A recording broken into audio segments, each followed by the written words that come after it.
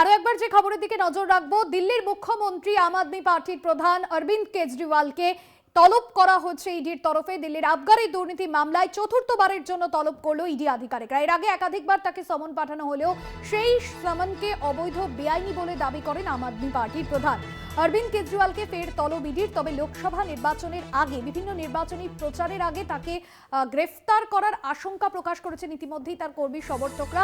এবং আম আদমি পার্টির প্রধান তিনি জানাচ্ছেন যে এ কারণেই তাকে বারংবার তলব করা হচ্ছে।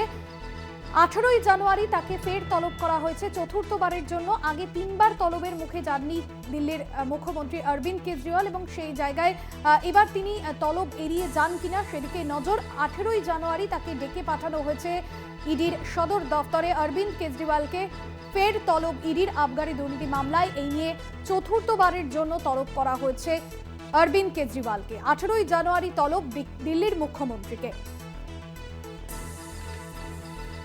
এই নিয়ে চতুর্থবারের জন্য তলব করা হলো তাকে। এর আগেও 3বার তলবের মুখে যাননি কেজরিওয়াল। অ্যাসাইনমেন্ট হেড দিব্যেন্দু ঘোষ রয়েছেন আমাদের সঙ্গে ফোন লাইনে। দিব্যেন্দুদা, এর আগে যতবার তাকে সমন পাঠানো হয়েছিল তিনি বেআইনি এবং অবৈধ বলেছেন, এবং সেক্ষেত্রে দাঁড়িয়ে আম আদমি পার্টির প্রধান তাকে আবারও চতুর্থবারের জন্য তলব করা হলো। হ্যাঁ দেখো, 18ই জানুয়ারি তাকে আবার ডাকা হয়েছে। অর্থাৎ দিল্লির যে আবগারি যে নীতি, সেই নীতি প্রণয়ন করতে গিয়ে যে আর্থিক দুর্নীতির অভিযোগ উঠেছে, সেই মামলাতে চতুর্থবারের জন্য ইডি সমন পাঠালো দিল্লির মুখ্যমন্ত্রী তথা আপ সুপ্রিমো অরবিন্দ কেজরিওয়ালকে। 18ই জানুয়ারি তাকে হাজিরা দিতে বলা হয়েছে। তবে এর আগে আমরা দেখেছি গত 3বার তিনি কিন্তু হাজিরা দেননি। তিনি পরিষ্কার জানিয়ে দিয়েছিলেন যে ইডির এই সমন অবৈধ এবং বেআইনি। এবং তৃতীয়বার যখন তাকে সমন পাঠানো হয় তখন অরবিন্দ কেজরিওয়াল একটি চিঠি পাঠিয়েছিলেন ইডিকে, যে তিনি কেন এই সমনকে বেআইনি বা অবৈধ বলছেন, এবং আইনগত দিক তার যে অরবিন্দ কেজরিওয়ালের যে আইনজীবী তাদের সঙ্গে পরামর্শ করে বিভিন্ন আইনি দিক দিয়ে তিনি স্পষ্ট ব্যাখ্যা দেন। এবং সেই সমস্ত ব্যাখ্যা দিয়ে তিনি চিঠি লেখে ইডিকে, এবং ইডিকে জানিয়ে দেন যে তিনি কেন হাজিরা দিচ্ছেন না। অর্থাৎ ইডির যে এই সমন, সেই সমন বেআইনি এবং সেই সমনের কোনো ভিত্তি নেই। সেই সমন সম্পূর্ণভাবে অবৈধ। এবং যেহেতু 2024-এর লোকসভা ভোট সামনে এবং তার একাধিক কর্মসূচি রয়েছে প্রচারের, সেই প্রচারের কর্মসূচিকে বাধা দেওয়ার জন্য, তাকে আটকে দেওয়ার জন্য তাকে ইডি অ্যারেস্ট করতে চাইছে। এই পরিষ্কার বক্তব্য কিন্তু এর আগে যতবারই ইডি তাকে ডেকেছে তিনি কিন্তু এই একই কথা বলেছেন অরবিন্দ কেজরিওয়াল।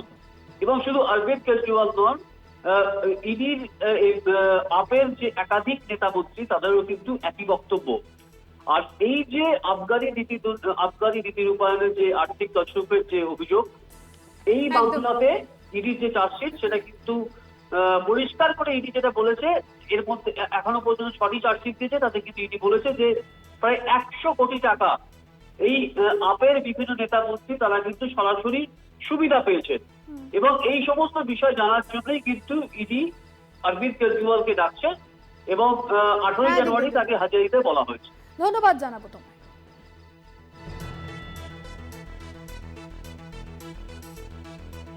অরবিন্দ কেজরিওয়ালকে ফের তলব ইডির।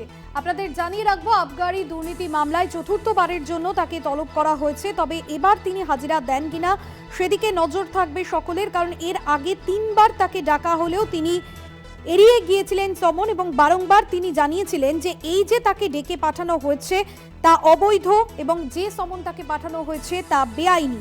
সেই ভিত্তিতে কিন্তু তিনি বারংবার তলবের মুখ থেকে সরে এসেছিলেন।